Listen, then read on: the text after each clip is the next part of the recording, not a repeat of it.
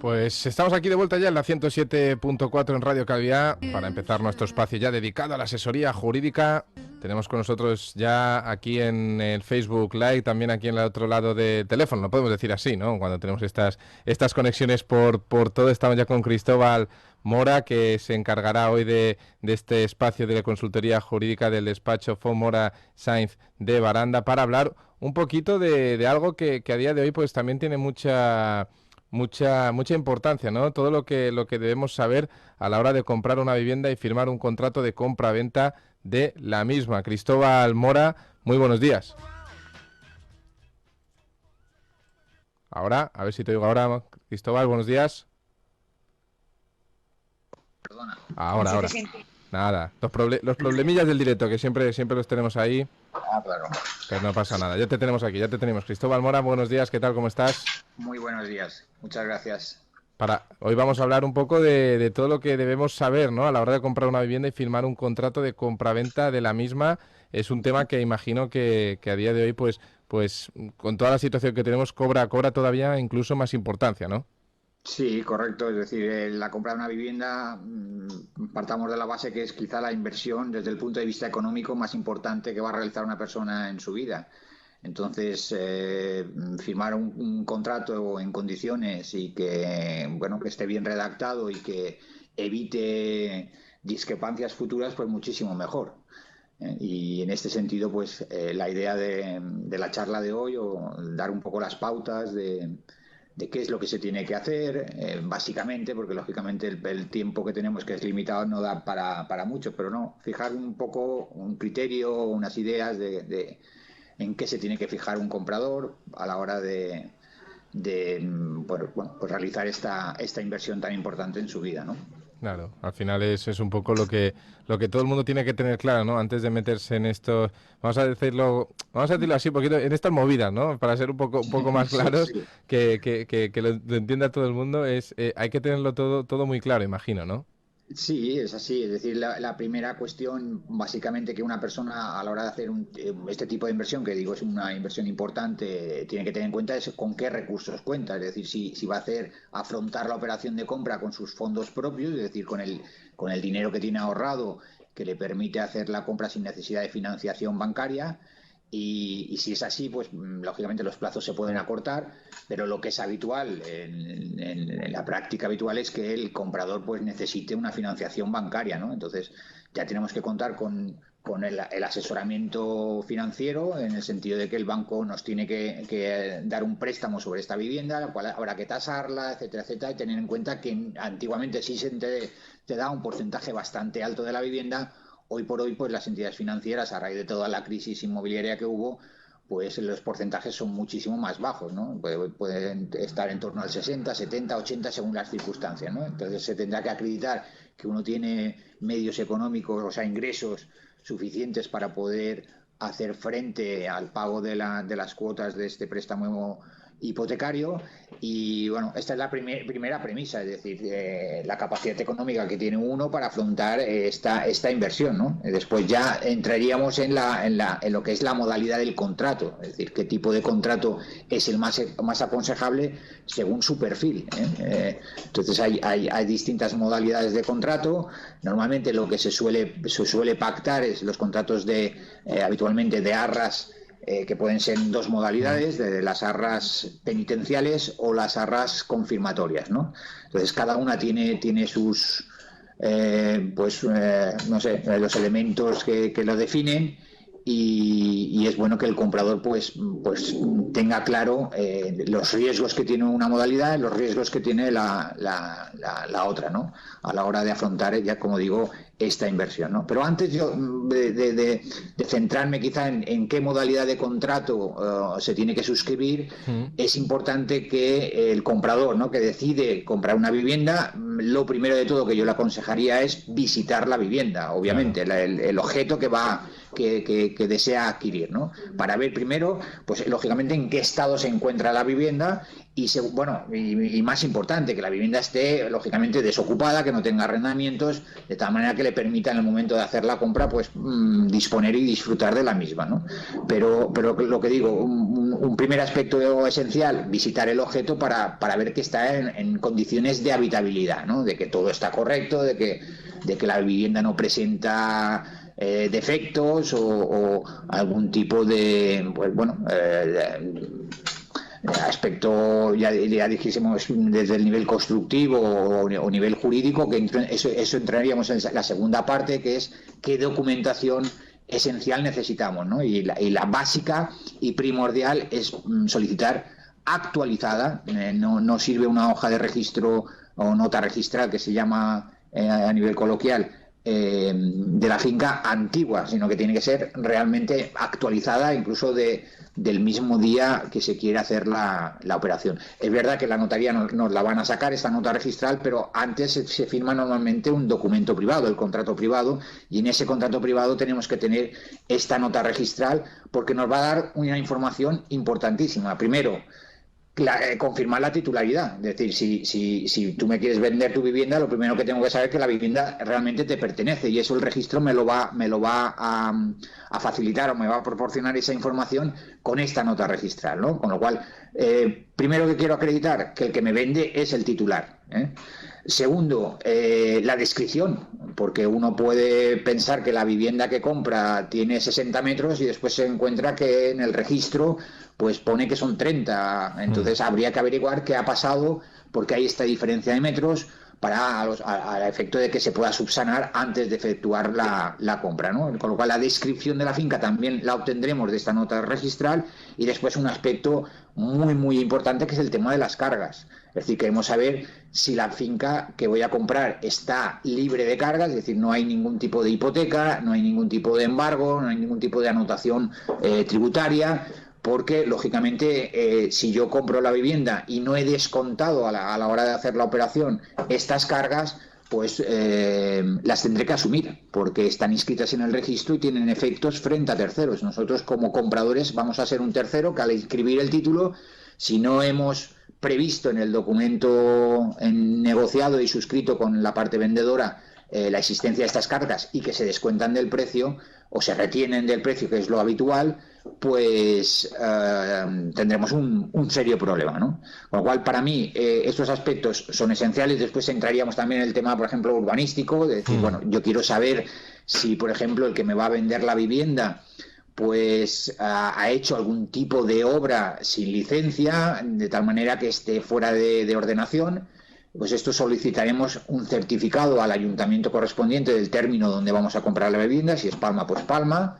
Y no obstante, yo aconsejo que, independientemente de este certificado, se pida, si la vivienda pues ha habido reformas y demás, que se pida tanto la licencia que se ha solicitado para hacer esas obras, como el final de obra, ¿no?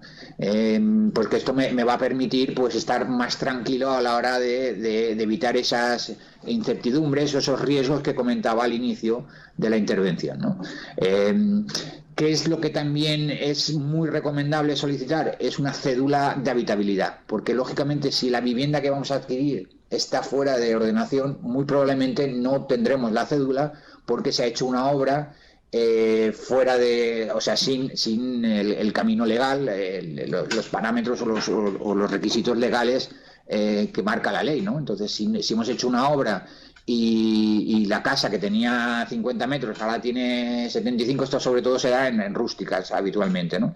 Entonces, si no tengo una licencia de primera ocupación, pues algo salta la alarma de que algo está pasando, hay un riesgo.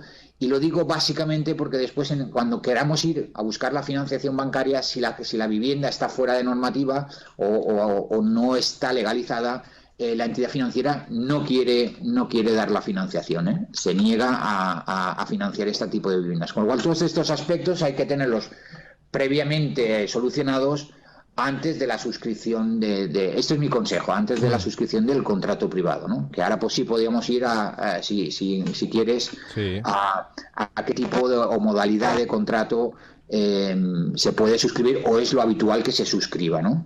Pues podemos ir hacia ahí después de esta introducción. Vamos a ir a esas modalidades de contrato. El primer aspecto que quiero resaltar, que es muy importante porque se da mucho en la práctica, es que normalmente el canal para la compra de una vivienda suele ser una inmobiliaria, ¿no?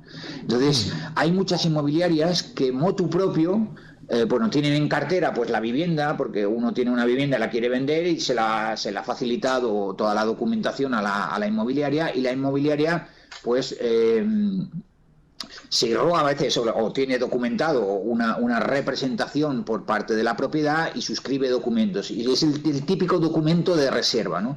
Yo me he encontrado muchas veces en la práctica habitual que estos documentos de reserva hay que antes de firmarlos, hay que tener en cuenta el contenido, ¿no? Porque suelen ser unos documentos que ya vienen preredactados, es decir, es un documento hecho por la propia inmobiliaria que deja poco juego a incluir cláusulas, ¿no? Y en estos documentos se suele poner que, bueno, pues que se depositan 3.000 euros como reserva de la vivienda, pero también suele haber una cláusula metida en estos documentos donde permite al propietario desistir del contrato, incluso diciendo restituyendo los 3.000. Esto realmente no es un documento que nos va a dar fuerza para exigir que cumpla con la entrega, o sea, con la venta de la vivienda. Entonces, mi primer consejo es que este tipo de documentos siempre los firme la propiedad, no los firme la inmobiliaria, o simultáneamente los firme tanto inmobiliaria en representación del propietario, pero ratificado por el propietario. Esto es mi consejo.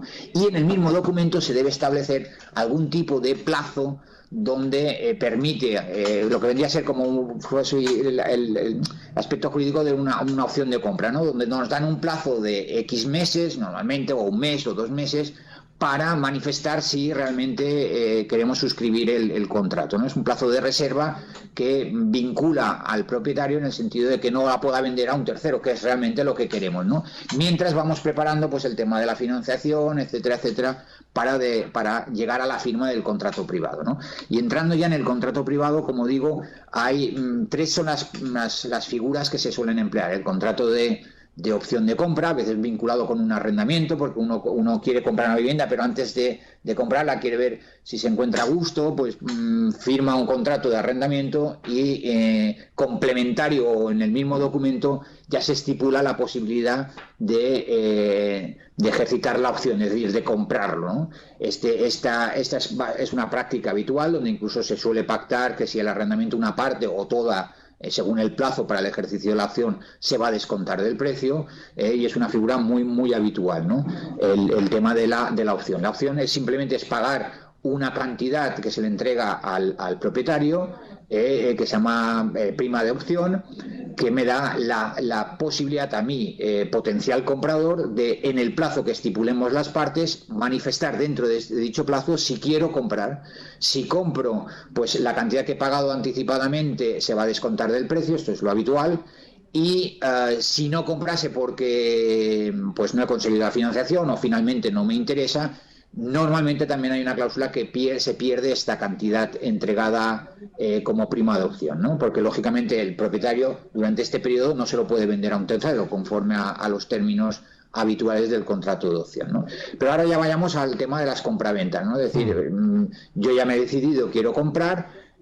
2 son las modalidades que habituales, ¿no? Que son los contratos con la modalidad de arras penitenciales y el contrato de compraventa con arras confirmatorias. ¿Qué diferencia hay entre una y otra? Bueno, las penitenciales, como establece nuestro Código Civil, es aquella en la que las partes pueden desistir. Es decir, comprador y vendedor se les permitiría desistir del contrato. Entonces dirás, entonces, ¿para qué firmo un contrato si se puede desistir?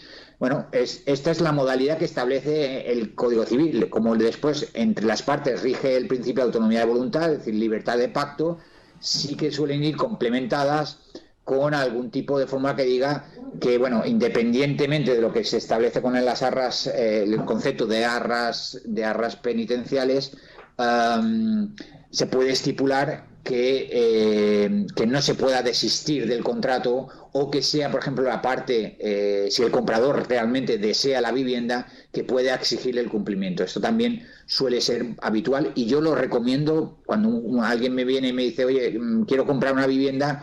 Yo, si la propuesta que se ha hecho por parte del vendedor es un contrato de arras penitenciales, puramente de arras penitenciales, de tal manera que cualquiera de las dos pueda desistir, desistir perdiendo, lógicamente, por parte del que ha puesto, hablamos del comprador, ¿no? Ha entregado, comprar una vivienda de 200, por poner un ejemplo, 200.000 euros, se suele pagar el 10% en concepto de arras, este anticipo, ¿vale? He depositado 20.000 en la cuenta del vendedor y yo, estableciendo los plazos que ahí están contemplados, si finalmente pues no me interesa la vivienda, desisto y pierdo los 20.000. En cambio, si fuese el propietario el que desiste del contrato, tiene que entregar los 20.000 que yo le he dado y una cantidad igual, es el duplo, es decir, la penalización es igual para ambas partes, ¿no? Él me devolvería mis 20 más 20 y yo perdería 20 si no me interesa. ¿Qué ventaja tiene? Bueno, pues que no me puedan exigir el cumplimiento del contrato. Es decir, yo en la vivienda, finalmente, por las razones que sean, por ejemplo, en lo que decía de la financiación, no he encontrado la financiación y no puedo afrontar la compra. Entonces, yo sé que al menos perderé solo esta cantidad que he entregado, mientras que si fuésemos a la modalidad del contrato de arras confirmatorias, ese anticipo que he hecho es expresión de la eficacia del contrato, vincula ya a ambas partes. Desde ambas partes podrán en cualquier momento exigir el cumplimiento, aunque yo diga, oye, es que no me interesa comprar. Por haber firmado este tipo de modalidad de contrato, es un contrato que el pago ha sido un pago anticipado de la compra ya en firme. Esta es la diferencia, ¿no? De tal manera que no se puede desistir, este contrato no se puede desistir, y yo, comprador, si el vendedor no me quiere otorgar la escritura, le puedo exigir que me la otorgue, e igualmente en el otro plano será el vendedor el que me podría exigir la compra, ¿no? Hoy por hoy, ya que el mercado, la demanda de compra de vivienda en Mallorca, pues la verdad es que es mucho más alta que la oferta, es importante fijar en los contratos, o sea, establecer, a mi gusto, es el consejo que yo doy, si uno la vivienda que ha ido a visitar, que le encaja y le interesa, pues irse más por la modalidad de arra confirmatoria, es decir, darle expresión de fuerza vinculante, eficacia plena al documento, ¿no? De tal manera que podré, en todo caso, exigir que se me otorgue la escritura si el vendedor, por razón, imaginemos el supuesto de que yo esa vivienda de 200.000, que poníamos el ejemplo, pues he firmado este tipo de contrato de arras confirmatorias y aparece pues el alemán de turno que se ha enamorado de esta vivienda y al vendedor le ofrece pues 280.000 euros, ¿no? Entonces 80.000 euros más. El vendedor va a hacer lo imposible para vendérselo a este señor, porque la oferta es mucho más alta. Claro, si he firmado el contrato del que decía inicial de arras penitenciales, él simplemente, siguiendo el ejemplo, devolviéndome los 20.000 que yo pagué más otros 20, queda desvinculado del contrato, ¿no? En cambio, en la modalidad de arras confirmatorias no cabe el desistimiento y seré yo que le diré si quiero que cumpla el contrato o aceptaría, si está pactado, una indemnización, ¿no? Porque las dos partes lleguemos a un acuerdo de decir, oye, mira, yo te doy, en vez de tus 20, te doy 50 y si tú lo aceptas, pues resuelvo el contrato. Pero ya tiene la llave el comprador, ¿no?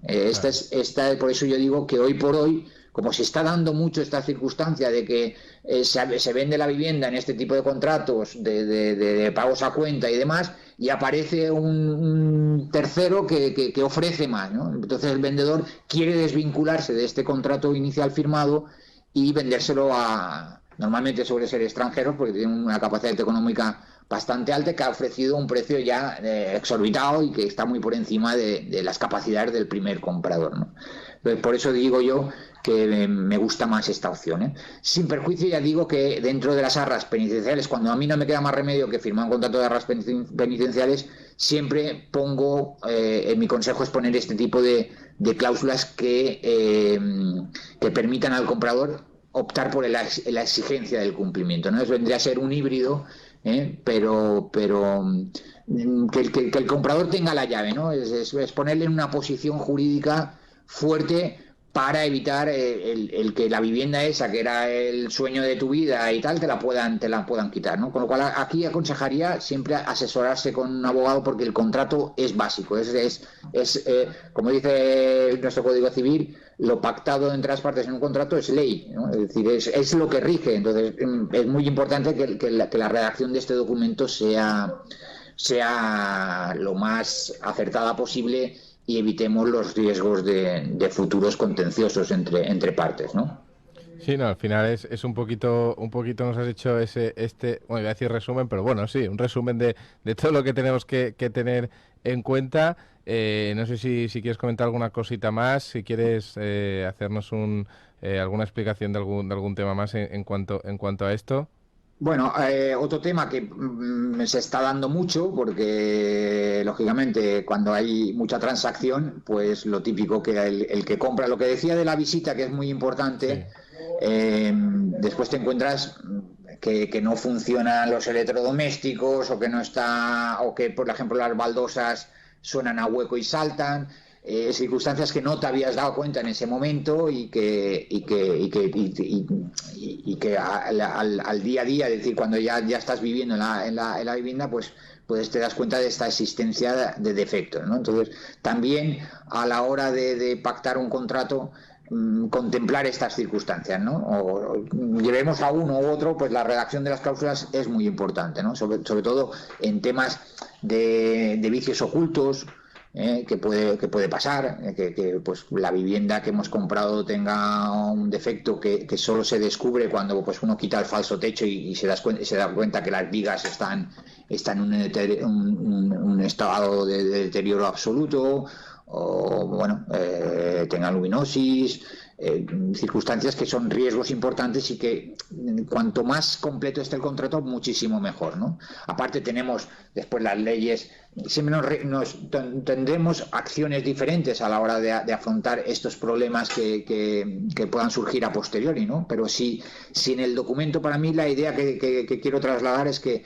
el documento de compra sea lo más completo posible para tener cubierto estos escenarios que se pueden dar y que hay que tenerlos presentes. Por ejemplo, incluso en viviendas de nueva construcción, ¿no? En viviendas de nueva construcción, mucha gente, que ahora aprovecho para decirlo, que no lo sabe, es que cuando uno compra una vivienda de nueva construcción, el promotor le tiene que garantizar todos los pagos que hace, porque si esta entidad promotora después presenta concurso, las posibilidades de recuperar estas cantidades que hemos entregado a cuenta durante el proceso de construcción, pues las podemos perder. Hay bastantes números para poderlas perder. Entonces, la ley de ordenación de la edificación ya contempla que cada pago que hace el comprador se tenga que garantizar por bien una compañía de seguros solvente o bien por una entidad financiera, de tal manera que todos los pagos los tendremos cubiertos más los intereses de estas cantidades. ¿Y para qué supuestos? Pues, por ejemplo, para el supuesto de que la vivienda no se llegue nunca a concluir,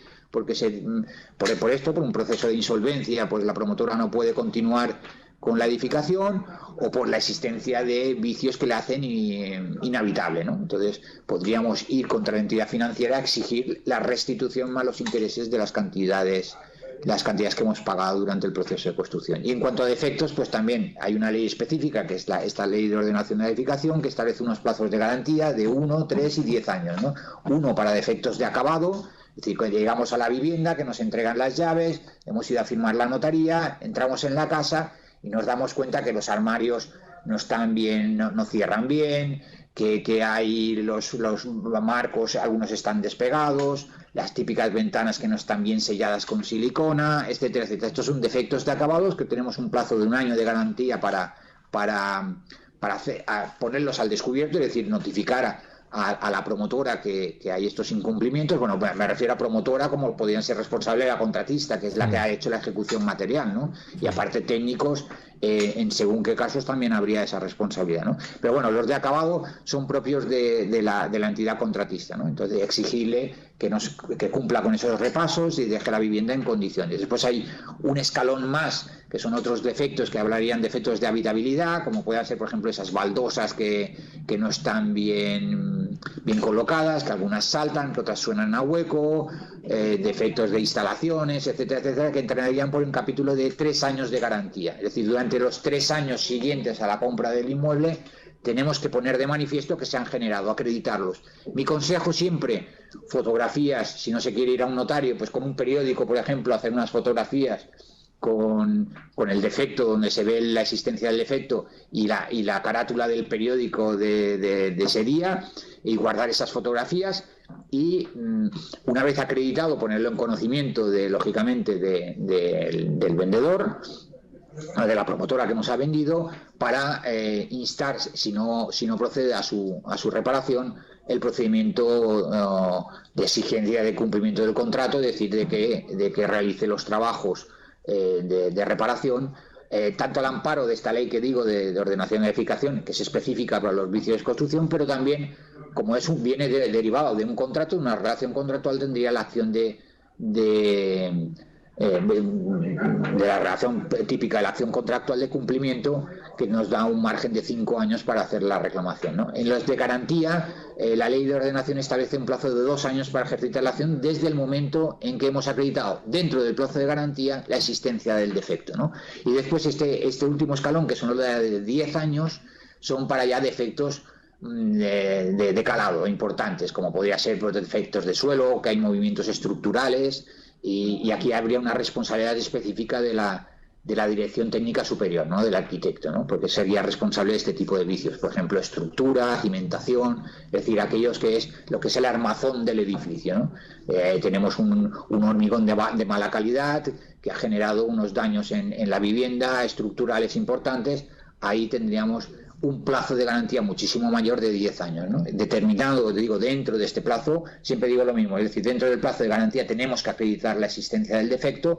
Lo mejor es siempre con un notario, lógicamente, pero bueno, el notario nos puede costar 150 o 200 euros, que vale la pena gastarlos, con unas fotografías donde el notario se desplazará, vendrá a la vivienda, hará constar en su acta de presencia de que esas fotografías que le son entregadas siempre por duplicado, porque una copia se la queda al notario y otra nos la entrega con el acta que nos va a confeccionar, donde dice que esas fotografías se corresponden con la vivienda, cita en la calle tal, número tal, etcétera, etcétera, ¿no? Entonces, con esto ya tenemos acreditado dentro de ese periodo de 10 años que hay estos defectos estructurales, y nos permitiría en los 2 años siguientes ejercitar la acción para la reparación de daño, ¿no? Esto es, claro, capítulos hay muchísimos, ¿no? De temas que se pueden hablar vinculados con la compraventa, ¿no? Pero para mí la idea básica es esta, ¿no? Primero, visita para mí de la vivienda, para siempre no llevarnos ninguna sorpresa de cuál es la vivienda que vamos a adquirir, en qué estado se encuentra, cómo está. El tema, por ejemplo, que también me he olvidado, que muchas veces nos pasa, es decir, bueno, es que yo la compré cuando la fui a ver estaba amueblada, y resulta que cuando he entrado la han vaciado, ¿no? Entonces, muchas veces es mejor poner en el contrato, por ejemplo, si se compra con mobiliario, pues especificar que la vivienda se entrega totalmente amueblada. Yo soy partidario, para evitar que nos puedan cambiar en el último momento los muebles, pues hacer un repertorio fotográfico, incorporarlo al contrato, que se suscribe esa relación de fotografías, que nos dará pues la mayor garantía cara a una futura reclamación, ¿no? Entonces, son pequeños detalles, pero bueno, la idea es esta, ¿no? De previamente una labor de recabar toda esta información, tanto registral, porque nos va a facilitar quién es el propietario, la descripción de la vivienda, el estado de cargas, el tema desde el ámbito urbanístico, de saber si hay algún tipo de infracción o no hay infracciones, etcétera, etcétera. Y también, y con esto ya quizá concluyo, a la hora de hacer la compraventa, cuando tenemos cargas, obviamente tendrá que venir a la notaría. Si se ha hecho un préstamo con el banco X, pues alguien en representación del banco X tiene que otorgarnos una carta de pago, que se llama, es decir, la cancelación de pues esa hipoteca que tenía el vendedor. ¿Y cómo se hace? Pues si en el ejemplo que hemos puesto al inicio de 200.000 hay una hipoteca de 130, pues yo ya, lógicamente, al vendedor solo le tengo que pagar la diferencia. Es decir, los 130 me vendrá la entidad financiera, yo de mis 200 que le tengo que pagar, se le daré los 130 con un cheque bancario o con una transferencia, porque normalmente ahora se hacen los depósitos en la propia notaría, se hace depositario el notario del dinero de la compraventa, y el día del otorgamiento es cuando se hacen los pagos, ¿no? Entonces, un pago se lo llevará para liquidar cargas, sea banco, sea la agencia tributaria, sea quien fuere el que tuviese una carga, un embargo, por ejemplo, pues se llamaría al acreedor para que nos otorgue carta de pago, ¿no? Siempre es mejor estar bien asesorado, ir de la mano de un abogado, pero bueno, si uno lo quiere hacer a nivel particular, pues que tiene que tener presente esta información, porque es esencial, ¿no? Y por último, el tema de los documentos, como puedan ser cédulas, finales de obra, etcétera, etcétera, para tener la tranquilidad de que lo que está comprando está totalmente dentro de ordenación, cumple la normativa y no tenemos ningún susto que nos quite después el sueño por no haber hecho el trabajo previo que se tiene que hacer a la hora de comprar una vivienda, ¿no? Estos serían mis consejos. Bueno, pues con estos consejos nos quedamos. Cristóbal Mora, muchísimas gracias por haber participado en este espacio de asesoría jurídica. Creo que ha quedado bastante clarito todo, así que eso es lo importante. Nada, muchísimas gracias. Nada, pues nada, un saludo, muchísimas gracias a vosotros y buen fin de semana. Igualmente. Vale. Ahora, Radio Calviá te ofrece su programación en imagen.